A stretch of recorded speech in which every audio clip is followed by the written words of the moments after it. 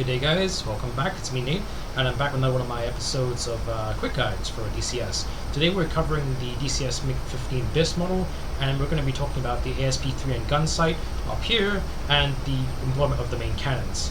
Let's just quickly get off this aerodrome, and then I will explain what's going on today. Let's put the gears up, and let's put the flaps up. Good. Alright, now that we're up,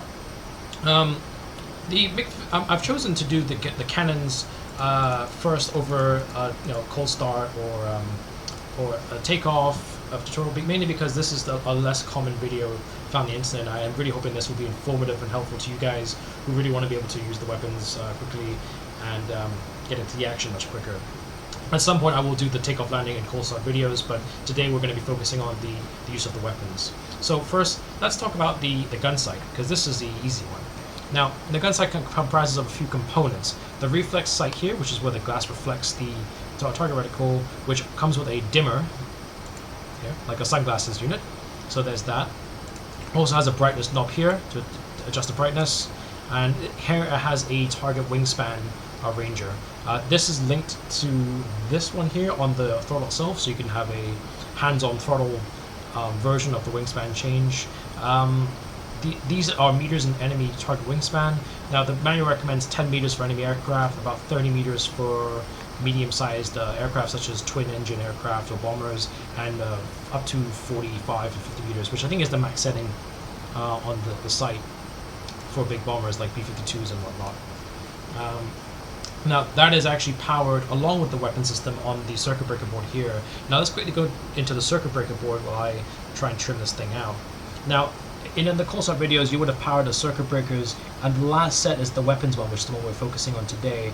This powers the gun camera, which I don't know where the files are recorded, but this powers the sight, the gun sight up here, the ASP-3N, and these two power the guns separately, the 23 and the 37mm.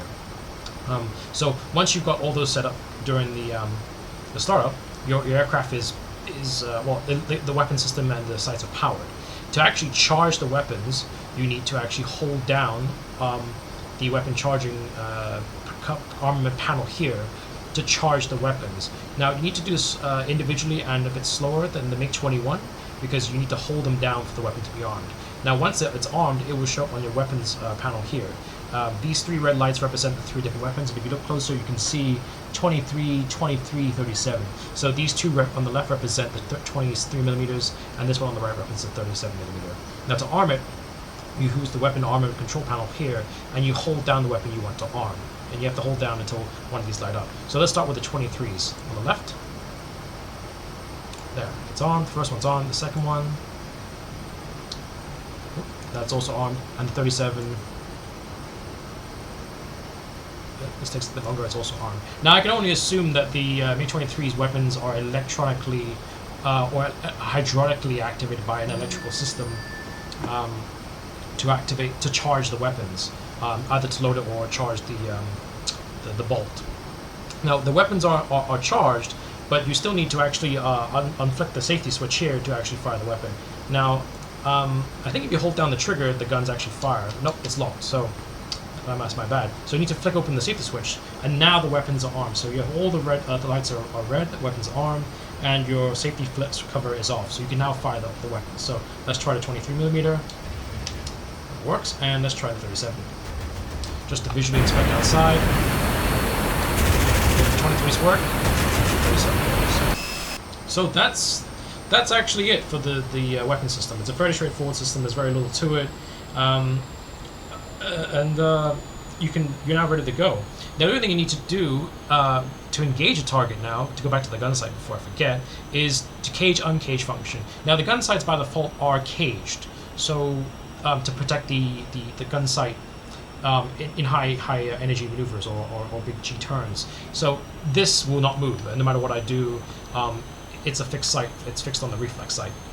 If you actually uncage it, it becomes gyroscopically stabilized, which means it will follow the sort of path of the bullets due to scientific and physics reasons. So if a target is moving around, evasive and turning, you really want to be using the gyroscopic sights to to engage them. Up close, you can use the fixed sights, but if it's a little bit further, you should use the gyroscopic sights. Now, I read a book recently, as I mentioned in my previous video. Russian pilots were engaging bombers up to 800 meters away, or even 1 kilometer away with a 37 millimeters, and fighters about 400 or 500 meters away. So that's, I mean, historically, that's kind of what you're looking at here. I'm not going to give you any specific numbers to use in game because the DCS spotting mechanics is not great, but that's that's a good rough start, rough guide to what you want to be firing with the two guns. They do have pack a bit of a punch, and they will do quite well at longer ranges than the 50 cals on the Saber will. So yeah, that's actually it. So until next time, guys, I will be back with another video at some point, for probably using the bombs and how to use them, and probably some bombing techniques. The MiG-15, similar to the MiG-21, has several bombing techniques to use as weapons. Alright guys, well, until next time, it's me, Nate, out.